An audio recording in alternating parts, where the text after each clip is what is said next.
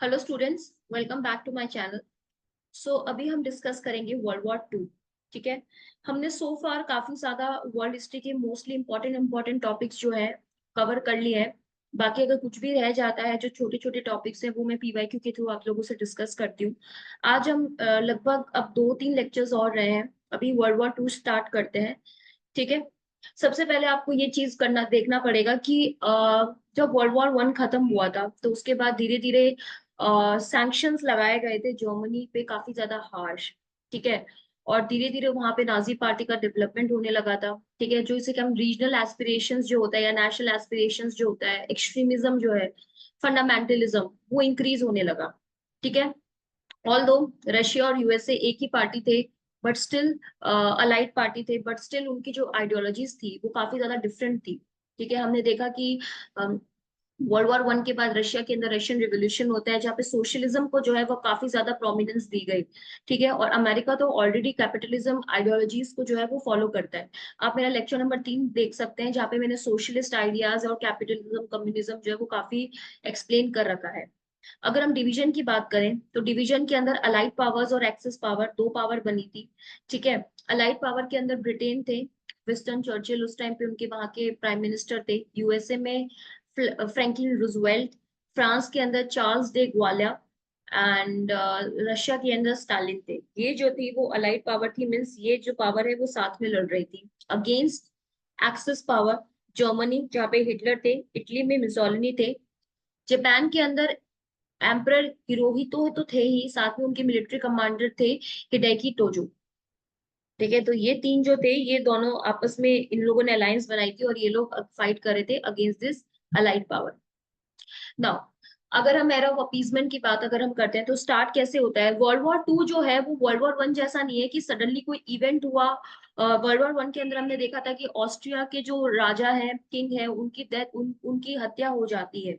ठीक है। बोस्निया के अंदर उसकी वजह से वो वहां पे वॉर जो है वो छिड़ जाता है। लेकिन वर्ल्ड वॉर 2 जो है वो ऐसा नहीं है।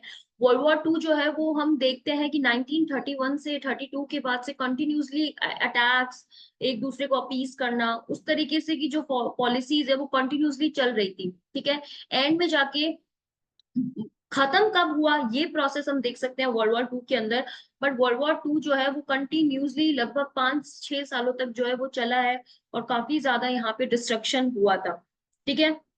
हमने देखा कि नाजी पार्टी राइज हो रही है, फासिज्म जो है वो इटली के अंदर राइज हो रहा है। ठीक है।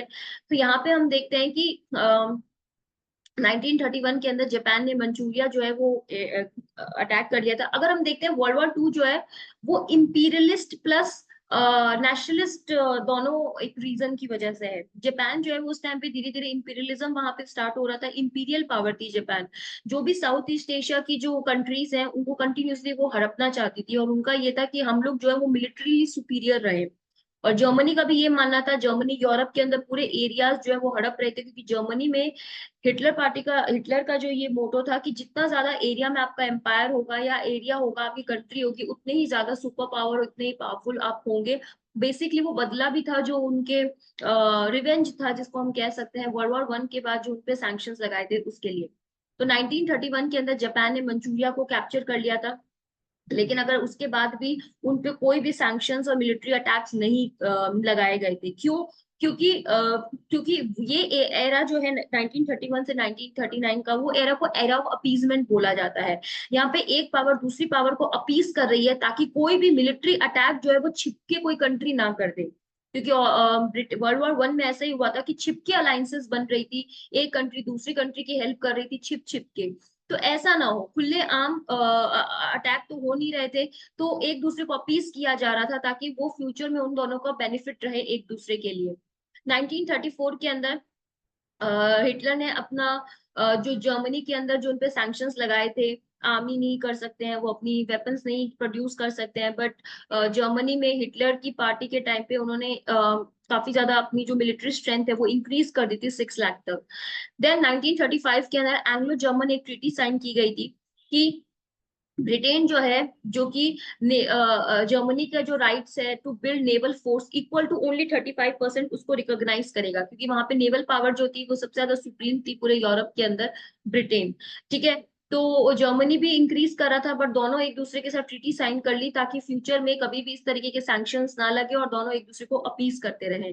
1936 में ये एरिया मैंने आपको बताया था जब डीकोलोनाइजेशन के बारे में टॉपिक के अंदर इसका एग्जांपल लिया था कि इटली ने अब्सीनिया को यानी इथोपिया को अटैक हड़पा था, कैप्चर किया था, बट ऑल्दो हार गए थे, बट काफी कम सैंक्शंस जो है वो इटली पे लगे थे।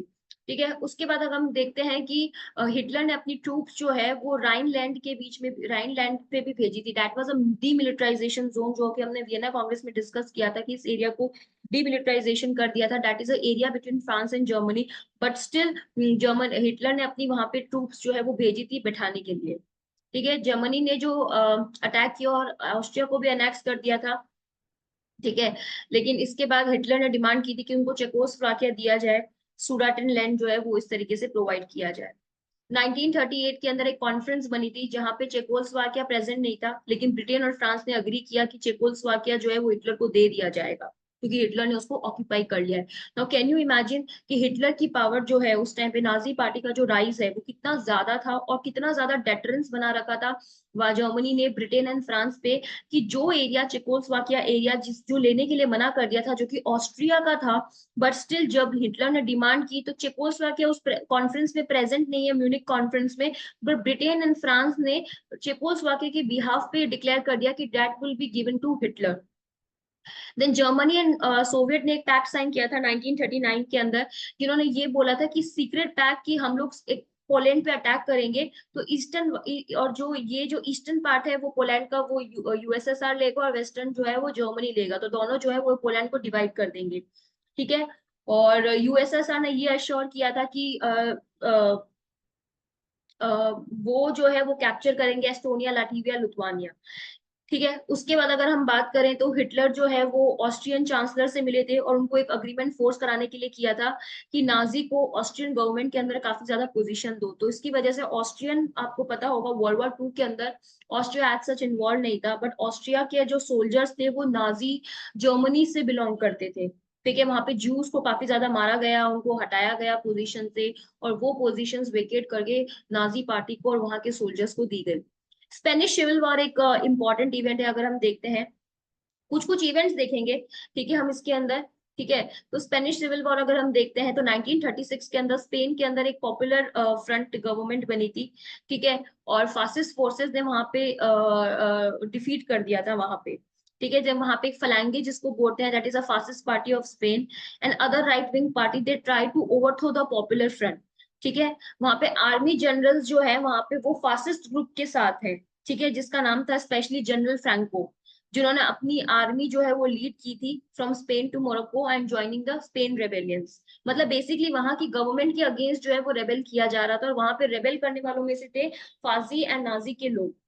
ठीक है, then Italy and Germany joined hands and provided arms and ammunition to rebels.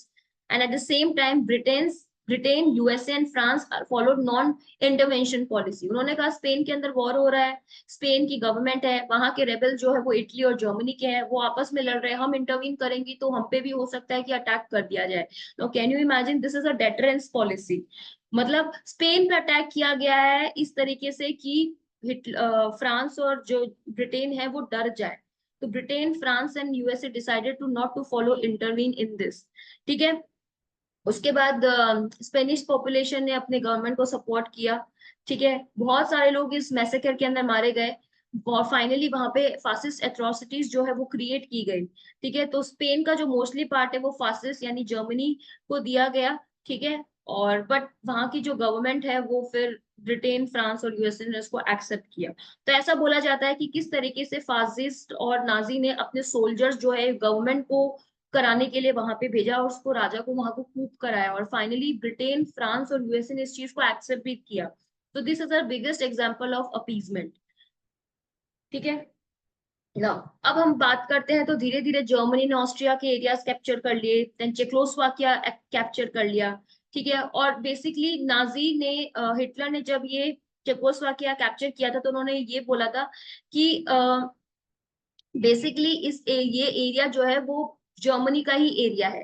ठीक है, कुछ एरिया इसके पार्ट जो है वो जर्मनी में इंक्लूड हो जाएंगे और कुछ जो है वो नाजी क्लाइंट स्टेट को बनाया जाएगा, मतलब वहां पे नाजी की पपेट गवर्नमेंट जो है वो एस्टेब्लिश होगी। बेसिकली जो हिटलर का हमेशा से ये प्लान था कि वो जस्ट ईस्ट की तरफ इन्वेट करना चाहता है, that's why Poland, Baltic countries, ठीक है, टर्की तक वो पहुंच गए थे। ठीक है, तो बट ब्रिटेन और फ्रांस के साथ भी पोलैंड का पैक्ट था कि जब भी हिटलर उन पे अटैक करेगा वो लोग उनकी हेल्प करेंगे। तो ब्रिटेन और फ्रांस को कूदना पड़ा उनकी हेल्प करने के लिए।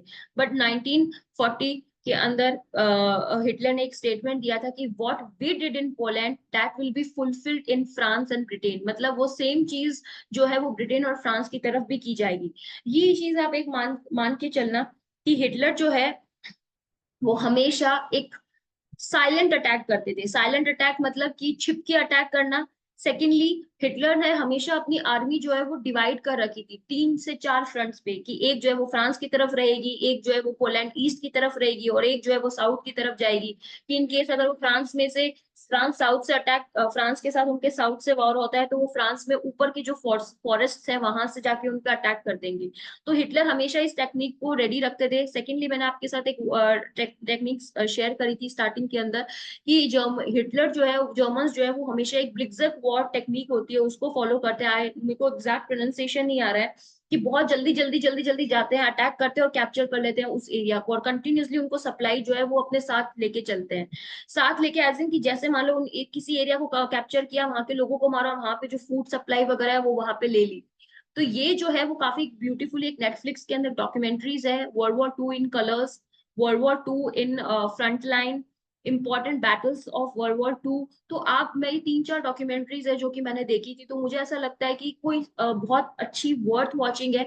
आप कभी भी इनको देख सकते हो और आपको बहुत अच्छा नॉलेज मिलेगा कि एग्जैक्टली exactly उन लोगों की टेक्निक जो है वो इतनी ज्यादा स्ट्रांग थी कि कोई भी दूसरी कंट्री जो है वो जर्मनी के सामने टिक ही नहीं पाती थी। दैट्स वाई ये वर्ल्ड वॉर 2 भी जो है वो इसी टाइम इसीलिए ज्यादा तक चला था, जब तक हिटलर ने खुद सरेंडर नहीं कर दिया था और उनको दिखा था कि अच्छा आपको हम ये वॉर हारने वाले हैं।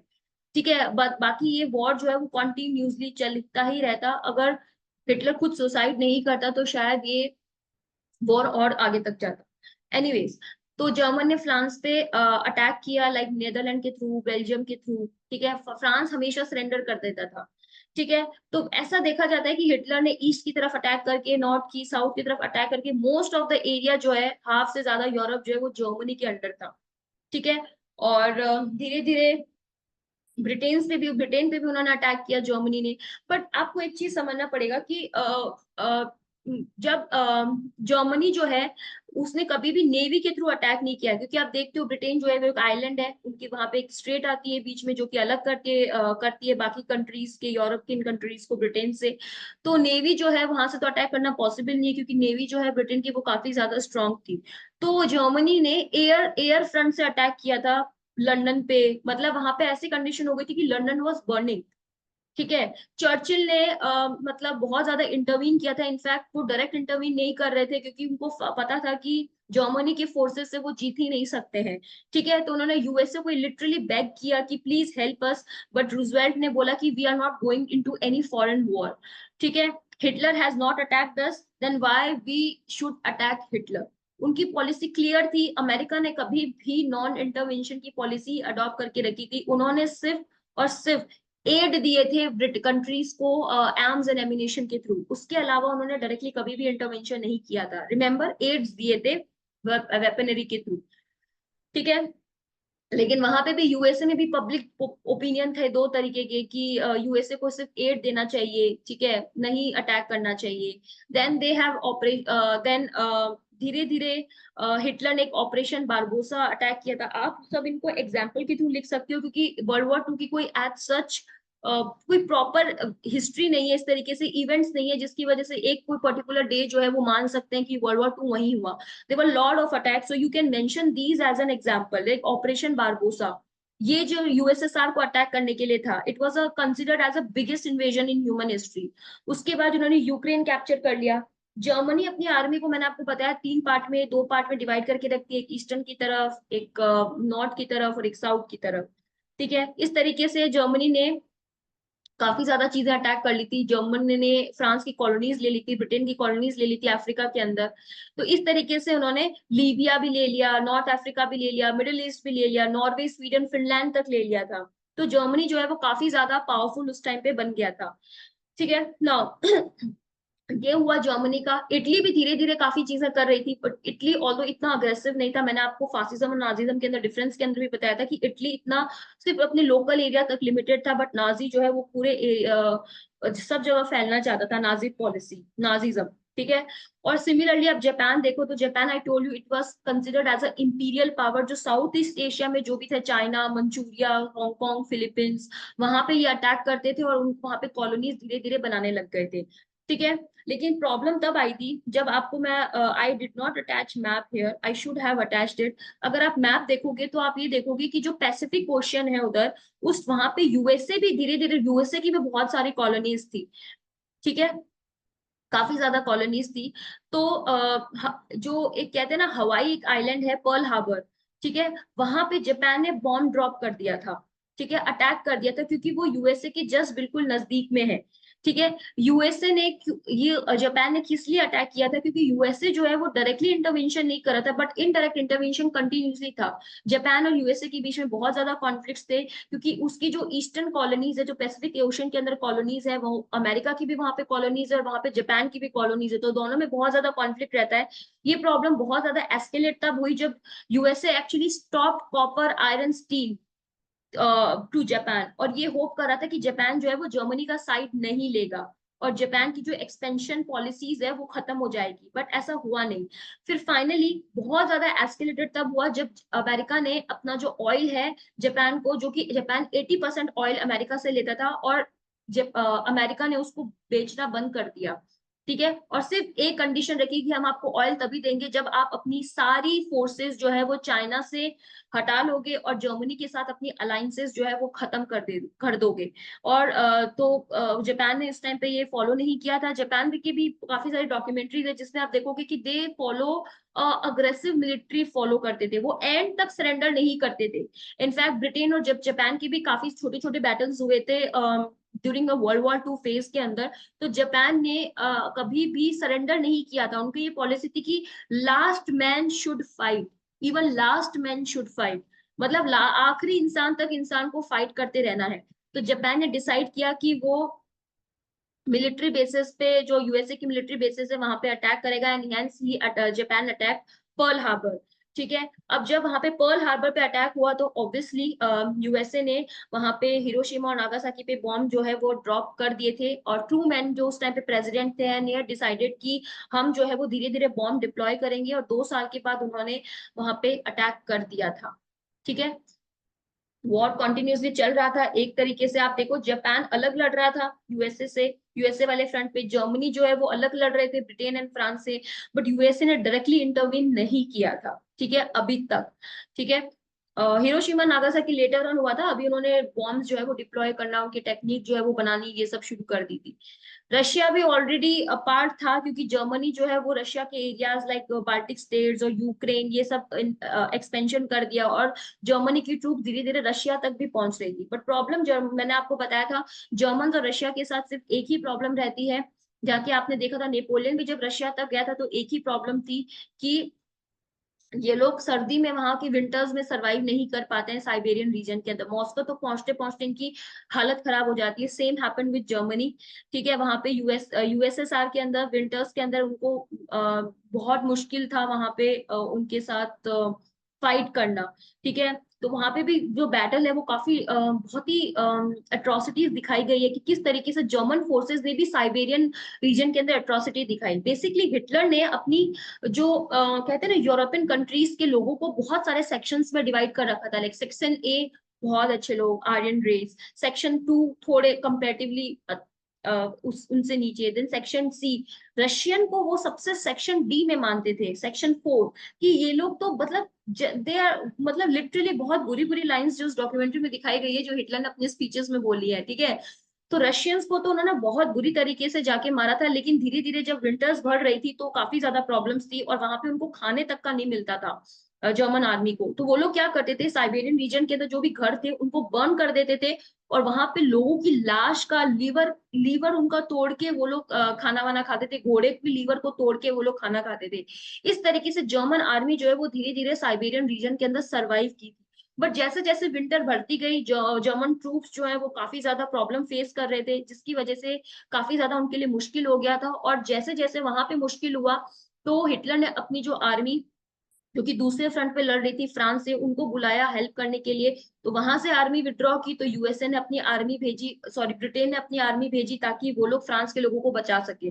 तो इस तरीके से फ्रांस से भी जो है वो जर्मनी जो है वो विड्रॉ हो गया था। तो धीरे धीरे इनकी फोर्सेस जो है, just because Germany could not fight with in Russian weather, उनकी धीरे धीरे फोर्सेस जो है वो विड्रॉ होने लगी। तो धीरे धीरे जो भी कंट्रीज हैं, लाइक बाल्टिक स्टेट्स हो गए, आपके वेस्ट में फ्रांस हो गया, चेकोस्लोवाकिया हो गया, ये सब धीरे धीरे जो है वो आजाद होने लगे और अपने आप को इंडिपेंडेंट उन्होंने घोषित कर दिया ना। ठीक है।